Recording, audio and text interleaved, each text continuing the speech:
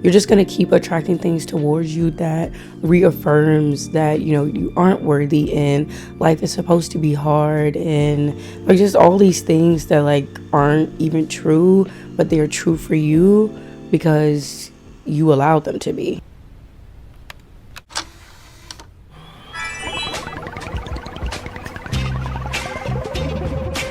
Hello cuties, welcome back, and if you are new here then hi, I'm Shavion, and we're just gonna dive right in. Now, I won't be attempting to define God in this video.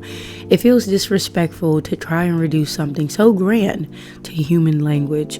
I will, however, use words that for me captures God's essence and the many parts of them.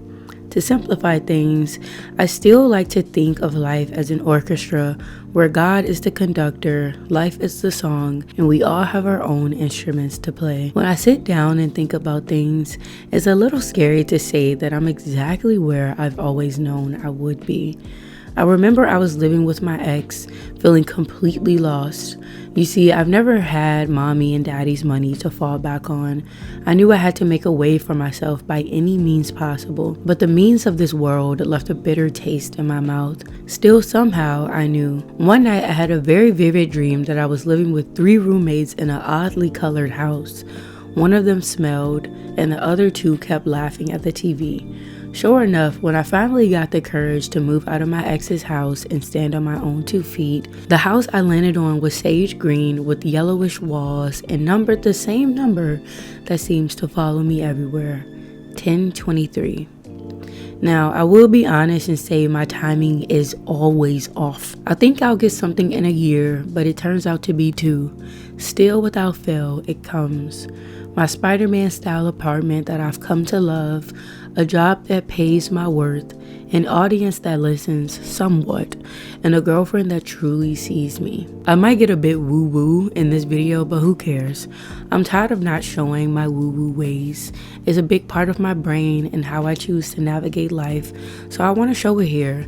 I think it'll be helpful for the right people, and I hope it's a reminder that the magic that lives within you is ready to be seen. As the veil becomes thinner and we venture deeper into spirit season, I hope you've tuned your ears to hear what your spirit is saying. I've always loved this time of year. Yes, spirit is always present. God is always within and without us.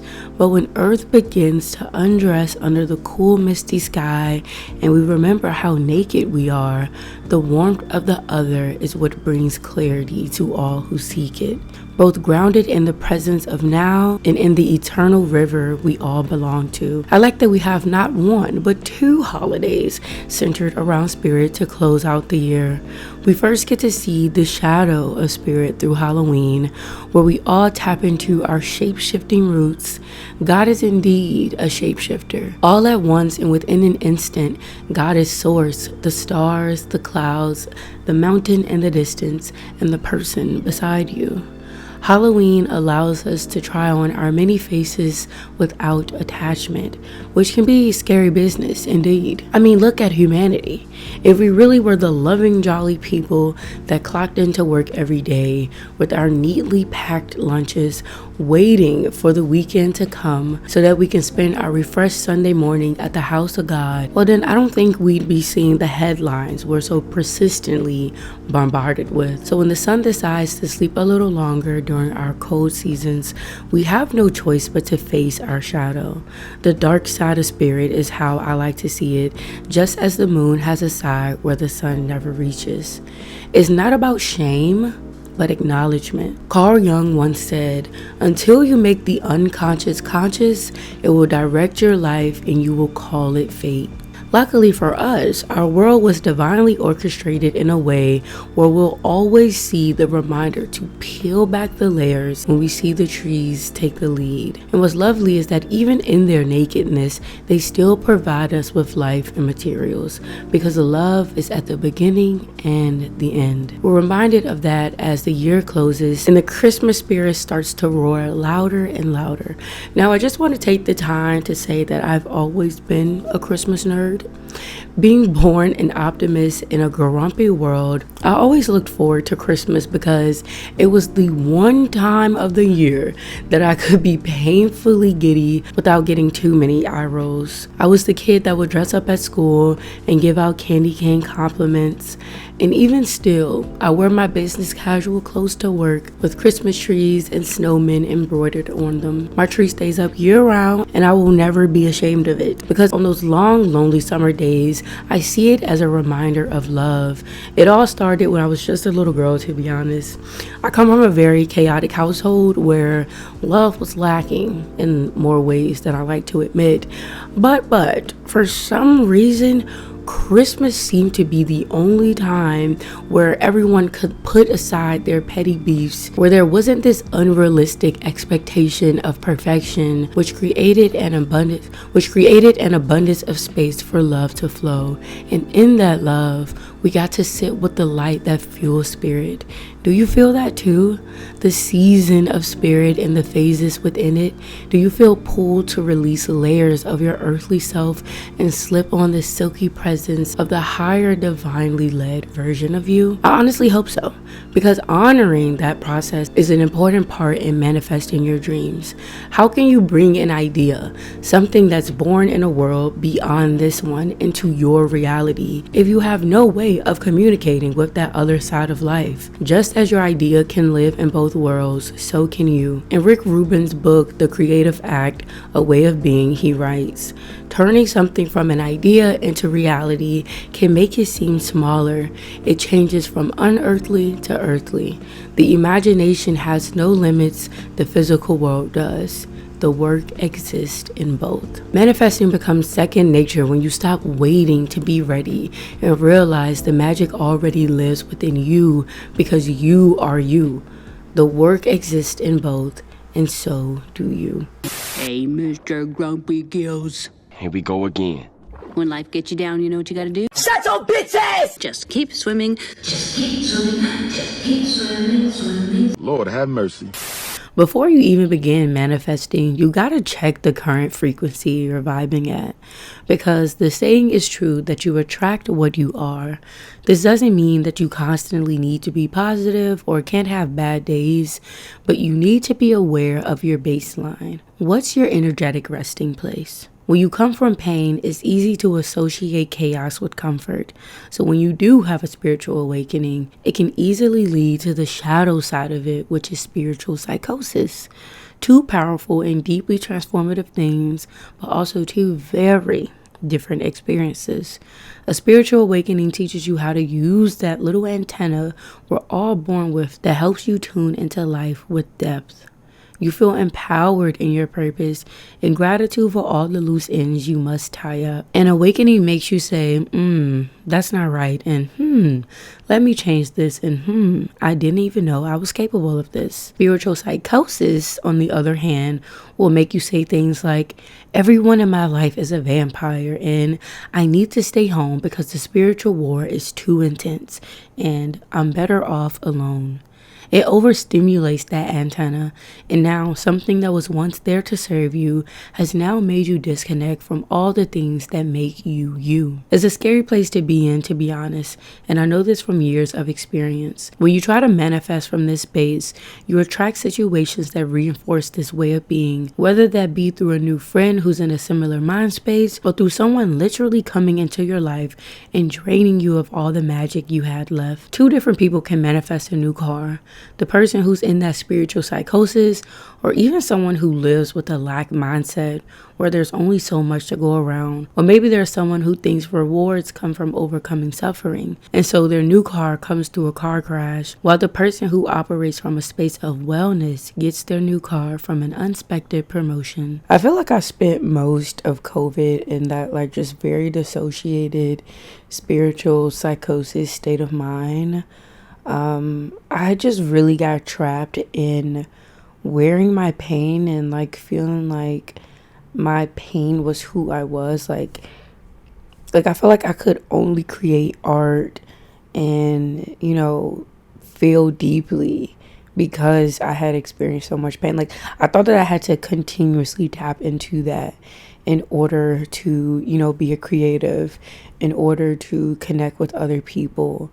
I thought I had to lead with that. But in reality, my pain was absorbing anything that it faced, like anything that it came into contact with. My pain would just like completely absorb it. Because of that, I could never transcend it, you know, I could never move past it, because I would just constantly be getting stuck in it. And like, it took me a long time to navigate getting out of that, but I think it really helped when I stopped like feeling like I had to adhere to like all of these like religious conditioning, and like just kind of realized that one, a lot of our history was erased through fires and through different conquerings and people taking control of our lands, and, you know, just different colonizers completely changing the narrative of what it means to connect with spirit, or what it means to be in relationship with God. I just stopped feeling shameful that I didn't fit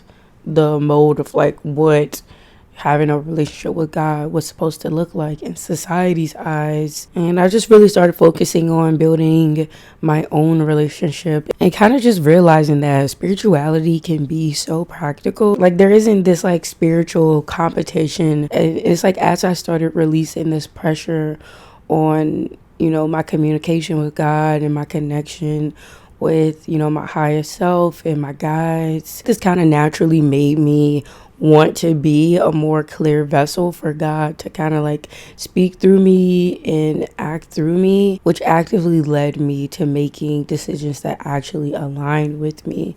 And I think that's just important. Like, that's like baseline manifestation, is just like making sure that you're a clear vessel and making sure that the energy that you are sitting in is something that is of wellness to you. Because if you don't, then you're just going to keep attracting things. You're just going to keep attracting things towards you that reaffirms that, you know, you aren't worthy and life is supposed to be hard, and like just all these things that like aren't even true, but they're true for you because you allowed them to be. It's really hard to like explain and try to get across that we are extremely powerful, especially with everything that's going on.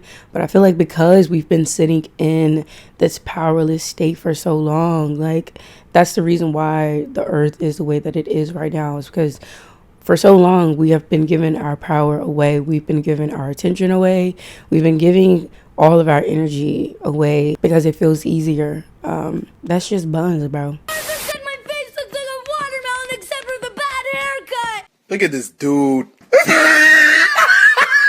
A lot of us seem to have an obsession with perfection. We create artwork that we want to share, not for fame, but to convey a feeling state that words fall short in explaining. We put the final touches on it and decide that there's something missing.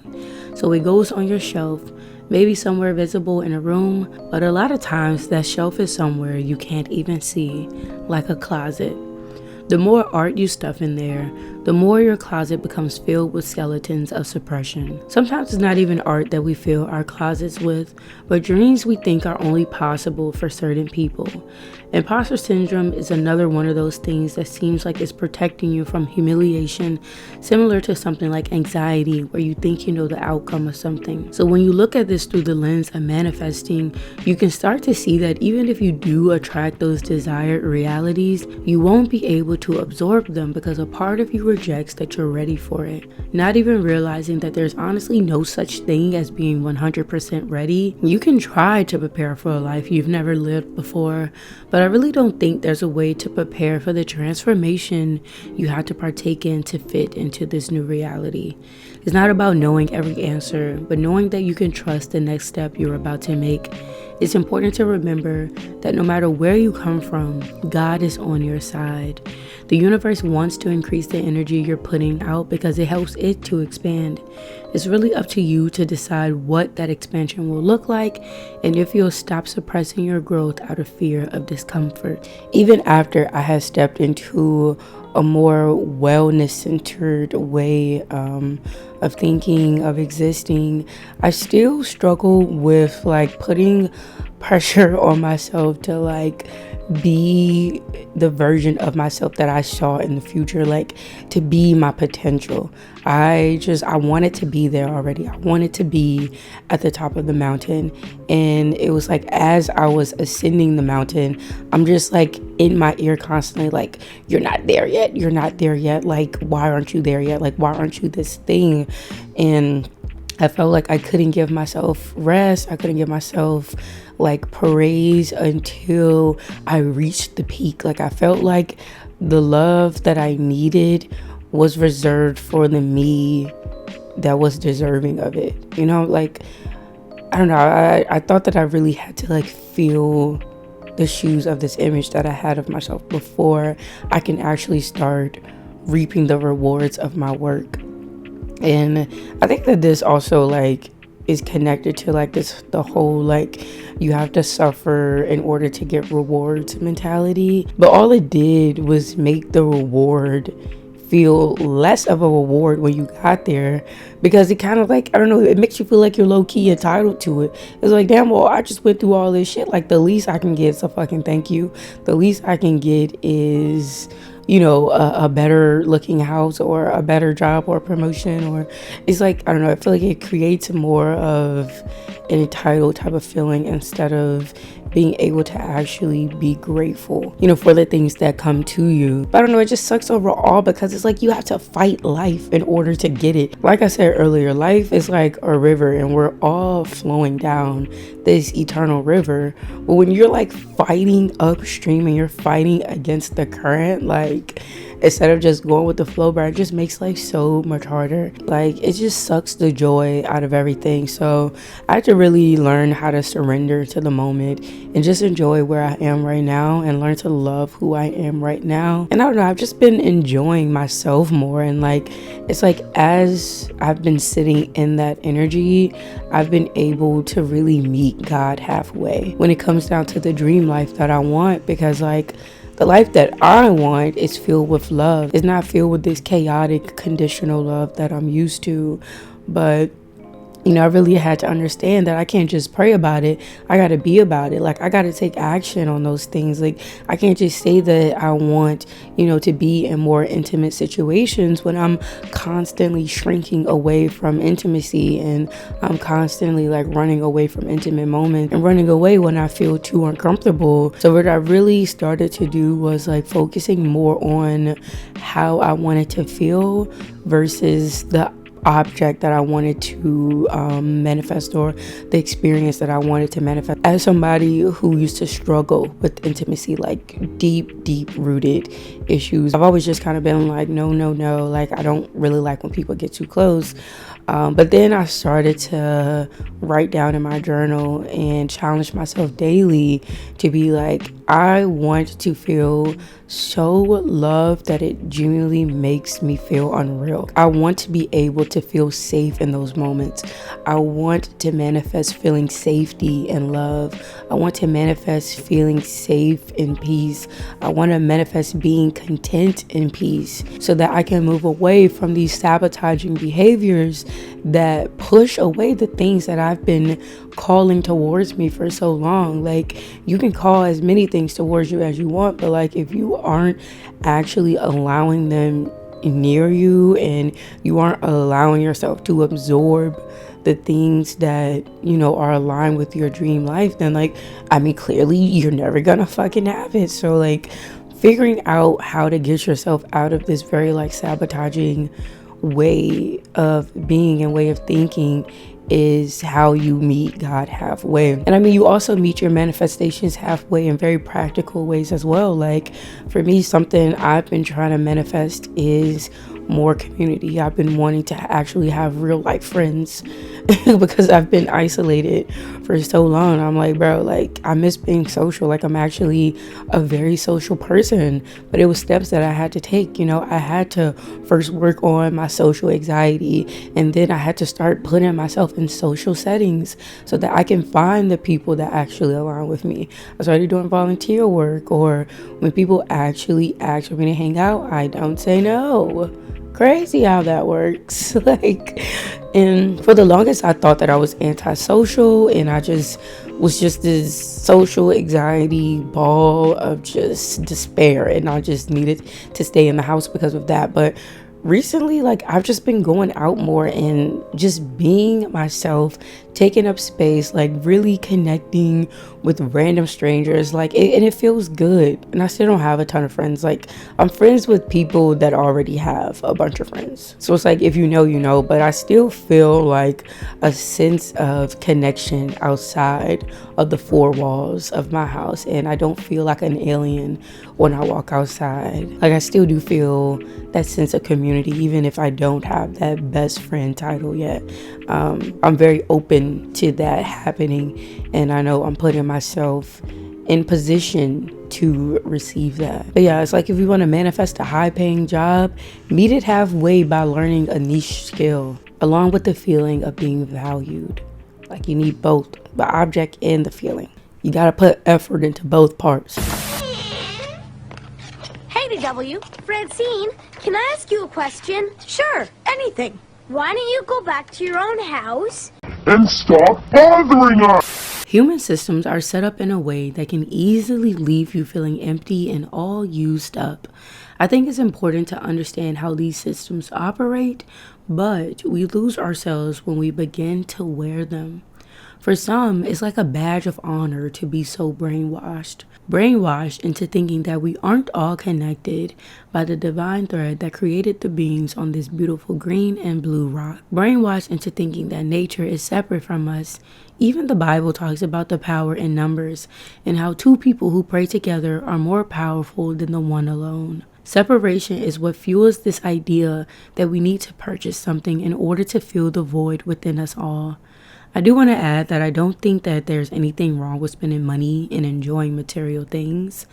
I just disagree with people using it as a means to escape that empty feeling that so many of us are plagued with. This point is like definitely all over the place. Like I cannot seem to get my like thoughts together for some reason. I don't know. Like they were together when I first started planning out this video, but now that I'm here, like it's just coming out this way. So I really hope that y'all are getting some type of value from this. But yeah, I feel like the things that I've been calling into my life always come in during the moments where like I'm just kind of like at the least unserious like state of mind. Like I've just let go at this point. I'm just like it is what it is. Not even necessarily it is what it is, but like I'm gonna enjoy myself regardless. Like I'm gonna have fun. I'm gonna love my life. I'm gonna love myself and the people around me and the things that I have regardless. And you know, the things that don't serve me, they will float off into the wind. And I just won't keep clenching so hard to keep it here with me.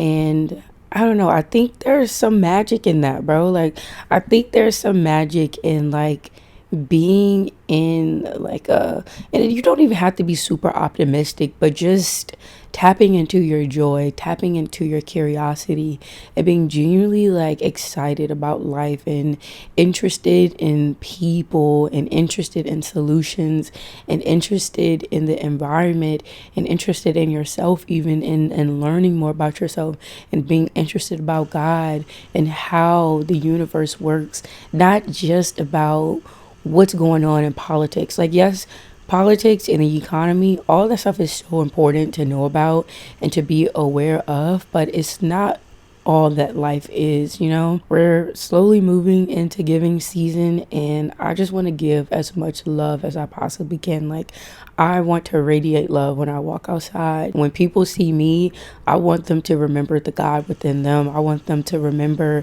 how amazing that they are. Like I want them to genuinely like feel like a spark of light in them, and I don't want it to be attached to me. Like I want them to know like this is God.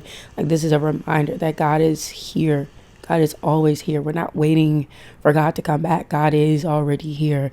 God is what has been sustaining us in the first place. I don't know, like I just wish we could tap into like our curiosity again and realize that like childlike wonder and that like wanting to like find solutions and that like wanting to just constantly dig is what drives life forward. If I had a freaking potion that I could just like drop on people so that we aren't so angry and defensive with each other all the time, like I would do it. I would give it out for free. And like I try to put that in my videos, but unfortunately I don't know how to make fucking thumbnails good enough for the algorithm to actually push my stuff. So like I'm just buried here in the webs of YouTube, and people just aren't landing within my part of the web. And I mean, it is what it is. That's one of my manifestations that like hasn't been working out the way that I've wanted to.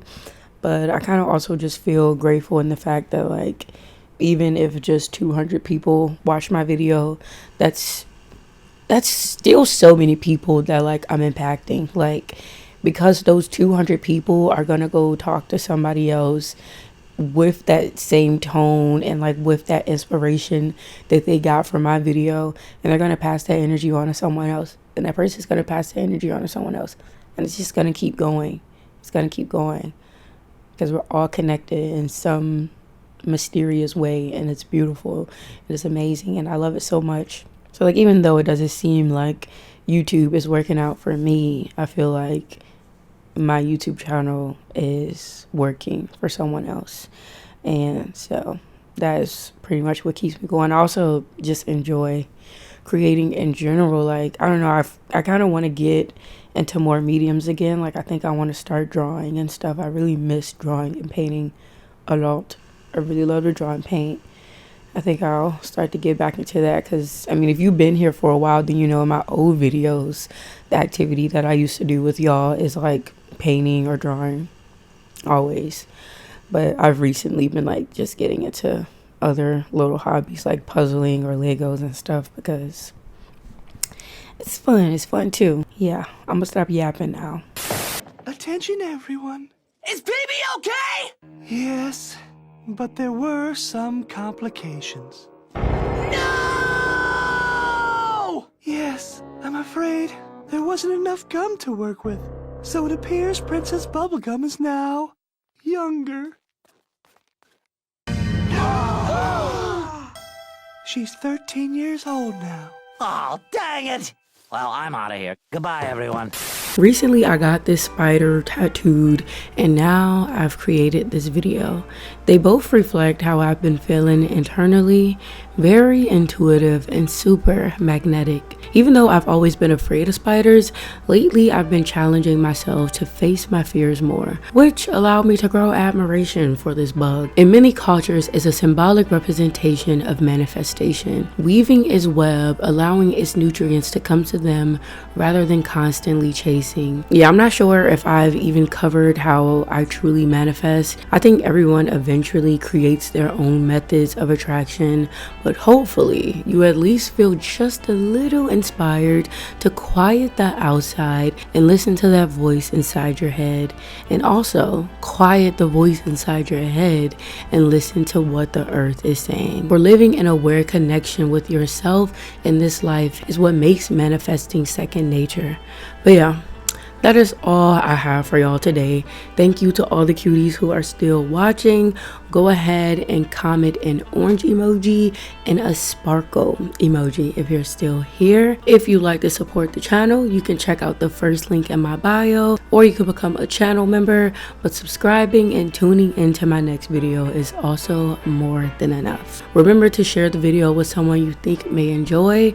You can also check out the description for the audio version of this, as well as our Discord, or you can find a Google form in there where you can submit a question to me, because I will be doing an Ask SHAE video very soon.